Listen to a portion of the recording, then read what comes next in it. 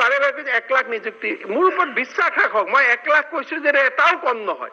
সময়টোৰ কথাটো বেলেগ কথা ক'বাত যদি 5 লাখ ক্যান্ডিডেট হৈ গল বহি চাওঁতে 2 লাখ 2 ঘণ্টা সময় বেছি লাগিলে বেলেগ কথা যিবিলাক মানুহে আন্দোলনৰ কথা কৈছে কিবা কৈছে প্লে কাৰ্ড ওলাইছে তেওঁলোকে হিমন্ত বিশ্ব শৰ্মাক চিনি নাপাই কাৰণে কৰি আছে কামটো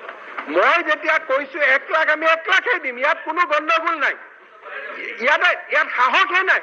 ইয়াতে এইবিলাকত চ্যালেঞ্জ কৰি পেলাই নিজে গোল খাব নালাগে চ্যালেঞ্জ কৰক যে 1 লাখ কিয় 1.5 লাখ দিয়ক বুলি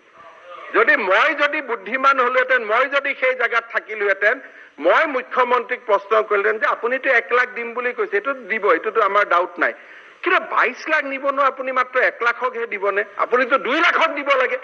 সেই বুলি মই হলে সেইটো আন্দোলন আৰম্ভ কৰিলেতেন why 1 lakh why not 2 lakh why 1 lakh why not 5 lakh why 1 lakh মোৰ আন্দোলনটো হল সেইটো আকৌ ৰং জাগাত মাৰি দিলে ন এটা ৰং জাগাত মাৰি দিলে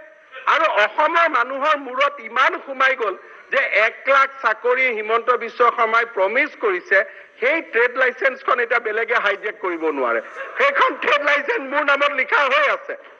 সেইখন ক'ৰ পৰা হাইজেক হ'ব যিবিলাক এটা এমএফআই লোন এটা হাইজেক কৰিব পৰা বস্তু নহয় এটা লিখা গ'ল আৰু এটা 1 লাখ চাকৰি হাইজেক কৰিব পৰা বস্তু নহয় কিন্তু